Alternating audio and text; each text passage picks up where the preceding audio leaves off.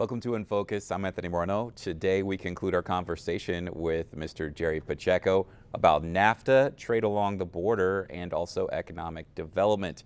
Mr. Pacheco is president of the Border Industrial Association.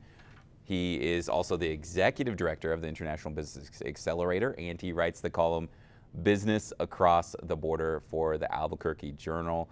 Jerry Pacheco, thank you so much for being here with us. Thank you for having me. Now, already in our conversation, we've talked about some big news. Doña Ana County and also Santa Teresa took over as the top exporter in the state of New Mexico last fall. Some big news with Amazon looking for a second city to relocate their headquarters.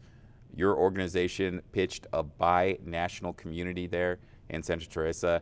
And in our last conversation, we talked about NAFTA and also your experience interacting and meeting with the Mexican ambassador, Jeronimo Gutierrez, who visited the borderland late last year. I want to continue asking you a little bit about that.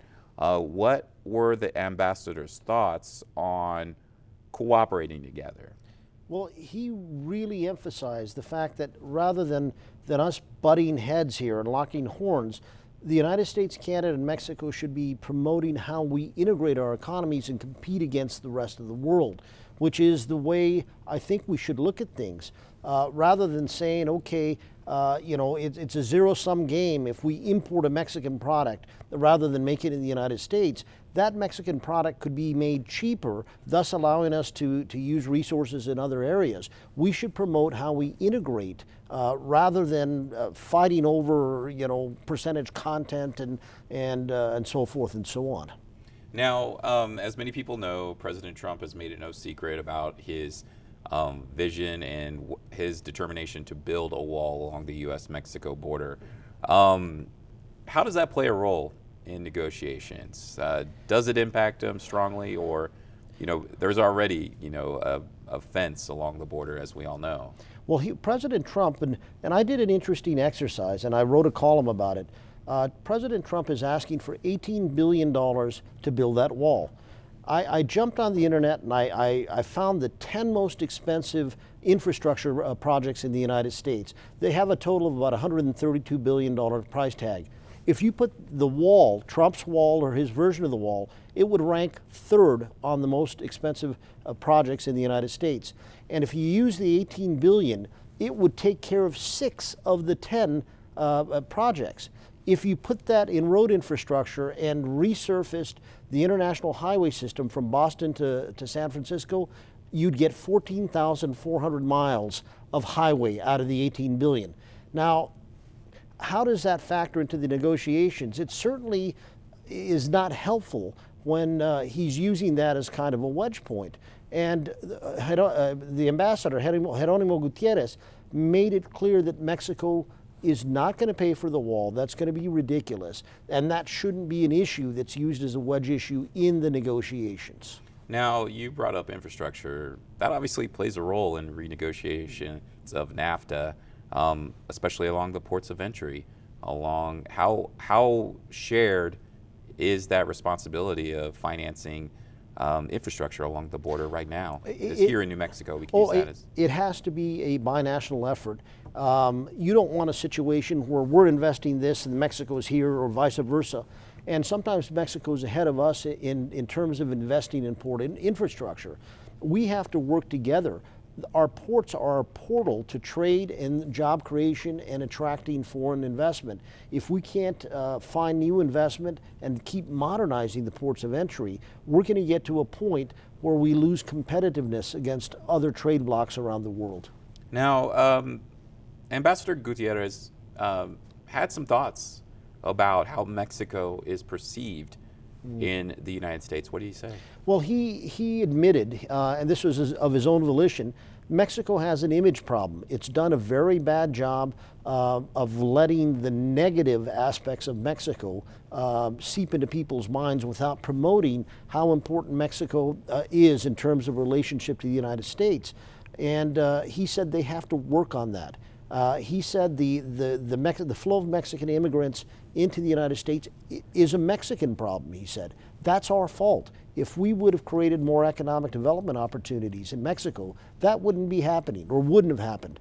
And that's precisely why NAFTA is so important, because the jobs being created in Mexico keep the Mexicans there. And we can see that in the reduction of Mexicans illegally crossing the border. Now, we live in the borderland. We have a binational area here where people could frequently go across to Mexico. Many do. And I'm curious, how do you think that people in Ohio should feel about NAFTA when it comes to renegotiations?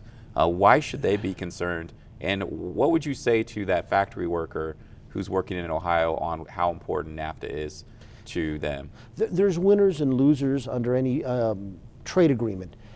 Ohio is one of the biggest exporting states to Mexico. Iowa is, I read a statistic that something like 80% of Missouri's and Iowa's crop production gets exported to Mexico in certain crops. Yet there's a misperception there, because there's a lot of people saying the wall, Trump, Trump, Trump.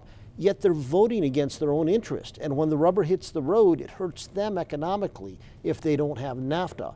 There's going to be winners and losers.